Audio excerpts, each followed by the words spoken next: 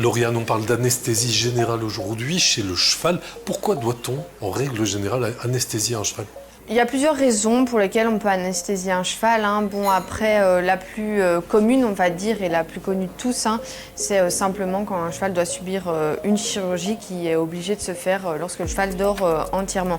Donc, des plus faciles, on va parler, facile classique, on va dire, on parle d'une castration, même sur le terrain.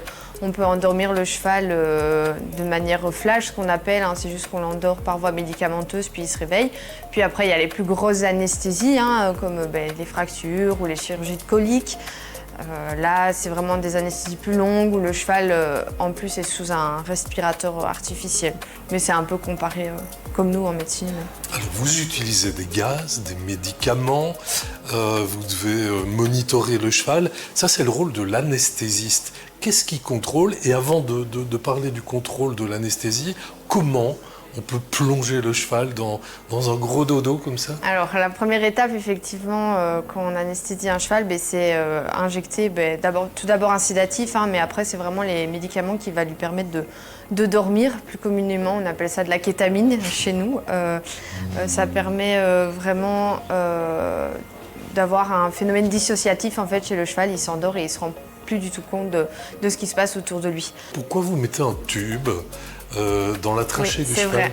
C'est vrai. Une fois qu'on a endormi le cheval, effectivement, avant de le brancher sur la machine, on leur met ce qu'on appelle une sonde orotrachéale. Donc elle va dans la bouche puis dans la trachée. Et la trachée, après, ça permet de directement accéder aux voies pulmonaires.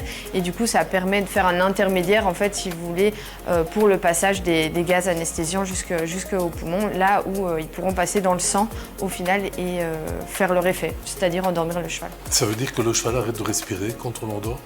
Alors, pas automatiquement.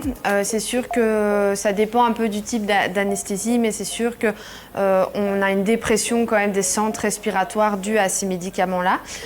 Donc, c'est vrai que la plupart des grosses anesthésies, au final, le cheval ne respire plus lui-même. Au final, c'est la machine qui fait respirer le cheval. Mais un cheval totalement endormi peut respirer tout seul si on n'induit pas, si vous voulez, cette dépression du centre respiratoire.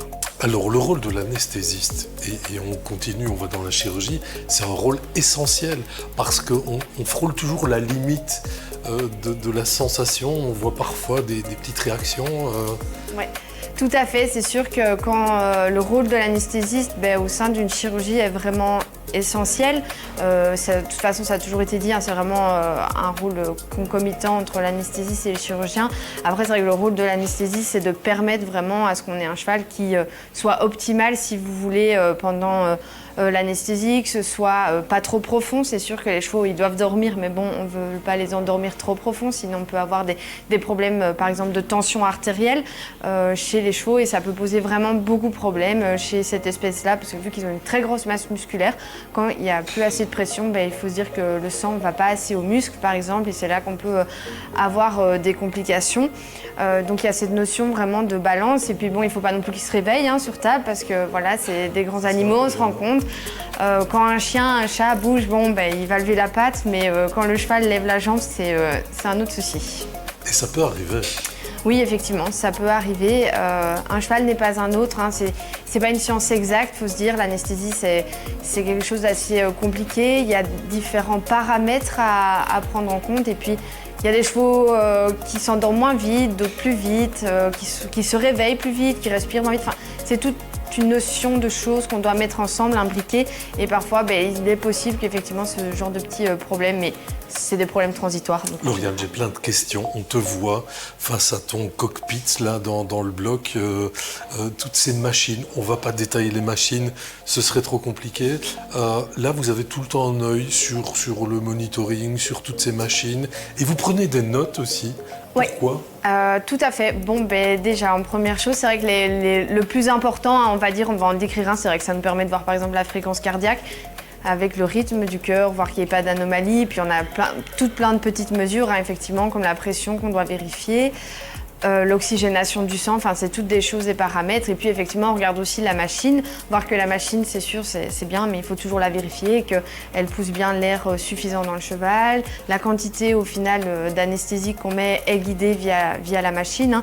Donc c'est tous ces petits ajustements qui nous permettent de vérifier et d'être vraiment toujours hyper attentif. En anesthésie, c'est juste souvent, une fois que tout le processus est mis en place, c'est vraiment, il faut être attentif pour voir juste les toutes petites modifications, parce qu'en général, c'est vraiment une question de voir les petits, les petits détails. Les petits détails, voilà, qui sont énonciateurs d'autres choses. Donc, il faut toujours être attentif et jamais perdre le fil. C'est vrai aussi qu'on écrit beaucoup, mais ça, c'est vraiment pour avoir comme un rapport. En fait, quand votre cheval vient chez nous à la clinique, il sort avec un rapport écrit de ce qui s'est passé. Nous, on l'écrit pour être sûr de garder une trace, en fait, de ce qui s'est passé de l'anesthésie. Donc, on note la fréquence cardiaque, si on a injecté quelque chose à un moment donné, la quantité de gaz anesthésiant qu'on met dedans, enfin plein de petites choses, mais comme ça, après, en fin d'anesthésie, on a juste une fiche récapitulative de globalement ce qui s'est passé. Il y a aussi beaucoup d'interactions avec l'équipe de chirurgiens, où on demande tout va bien les gars Oui, c'est sûr, il y a une notion de partage d'informations, on va dire, à ce moment-là. Par exemple, les chirurgiens, c'est vrai, ont tendance, même s'ils opèrent, ils sont concentrés sur un but précis, ils s'intéressent quand même à la globalité et à l'ensemble du bien-être du cheval sur table.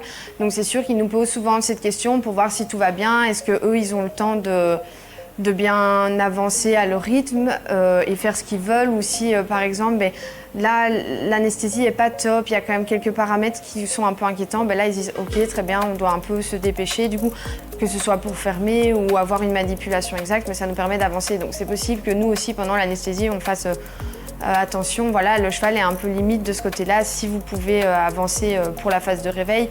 Et ça aussi, c'est un moment où on doit fort communiquer.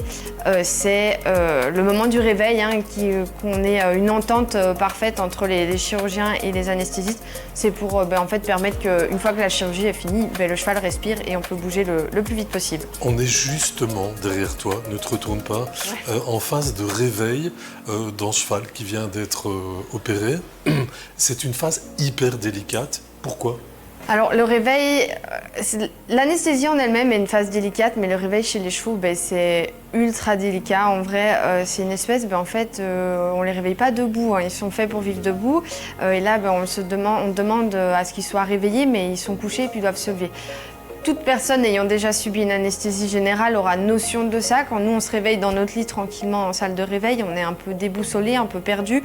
Et là, on demande à un cheval qui ne va pas spécialement comprendre à ce qui lui arrive de rester calme, détendu pour qu'il se lève correctement et pas dans la précipitation. C'est pas dans la nature du cheval. C'est pas dans la nature du cheval. Le cheval a un instinct plutôt à fuir quand il y a un problème. Donc, on va à l'encontre de ça. Et c'est vrai que il faut que ça se passe bien, calmement, globalement, en fait, qu'ils reprennent tout doucement ses esprits, qui, dans l'idéal, qui se mettent d'abord en sternal, qui interagissent au final un peu avec nous. Bon, c'est pas des interactions comme un cheval qui est debout au box, mais qui montrent qu'il est un peu là pour, une fois qu'il est prêt, se lever.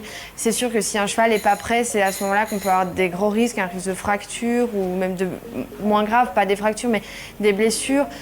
C'est sûr que chez le cheval, c'est une notion qu'on n'a pas, même chez les petits animaux qui vont se lever, même s'ils tombent.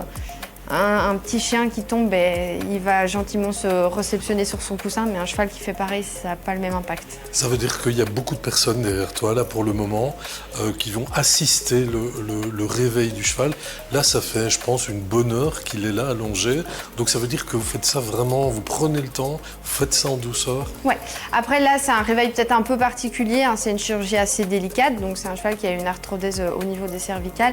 Donc là, c'est ce qu'on va faire, un réveil assisté. C'est sûr qu'on ne fait pas des réveils assistés comme celui-ci, où vraiment on accompagne le cheval du début à la fin. Et puis au moment de se lever, on l'aide vraiment en tirant au niveau de la tête et de la queue. Bon, lui en particulier un peu moins au niveau de la tête vu qu'il a eu ce type de chirurgie, mais le but est vraiment d'aider le cheval à se soulever. On ne peut pas le faire à sa place, mais ça le permet d'aider. Et ça permet aussi de garder le cheval au sol le plus longtemps possible jusqu'à ce que nous, on juge que ok, c'est bon, maintenant, t'es prêt. Et alors on voit que c'est pas non plus des numéros, vous leur parlez, vous les caressez. Il y a une vraie interaction de l'humain qui est finalement un référent et un rassurant pour le cheval. Oui, c'est sûr qu'une fois, c'est une fois surtout qu'ils sont debout, on est vraiment là pour montrer, écoute, on est là, on est autour de toi. Il faut montrer qu'on ne fait pas trop de bruit, mais un peu, qu'ils ne soient pas tout seuls. Et c'est sûr qu'on accompagne. Après, il y a des cas, d'autres types de chirurgie, comme des castrations, où là, c'est des anesthésies plus courtes, moins un risque. Donc les chevaux sont capables normalement de se lever tout seuls. Ce qu'on s'assure bien, c'est une bonne sédation qu'il soit bien tranquille, comme ça le cheval va rester au sol et puis une fois qu'il sera prêt, il sera capable de se lever, mais là il n'aura pas forcément besoin de notre aide. Quand on peut éviter une anesthésie, on l'évite. Tout à fait. Toujours. Si on peut vraiment l'éviter, oui, ça sert à rien d'anesthésier un cheval pour rien. Puis il y a des risques qu'on n'a pas parlé, mais des réactions négatives aux médicaments. Donc ça sert à rien de prendre le risque d'anesthésier un cheval quand c'est pas justifié, ça c'est sûr. Hyper important à retenir. Et une anesthésie, c'est pas n'importe quoi. Hein. Non, une anesthésie, c'est pas n'importe quoi. Ça peut paraître un acte peut-être plutôt anodin parce qu'au final, c'est quelque chose qu'on fait souvent, hein, partout, on en parle toujours. C'est pas quelque chose qui a l'air si impressionnant, mais il faut encore se dire qu'il y a une dizaine d'années, le taux de mortalité des chevaux anesthésiés était énorme. C'est sûr que chaque année, ça diminue via, je pense, une spécialité qui se crée, donc des gens de plus en plus formés aussi à ce sujet, la progression des techniques, hein, mais vraiment c'est quelque chose de pas du tout anodin et vraiment qu'il y ait une branche même de notre métier où il y a une spécialisation réelle.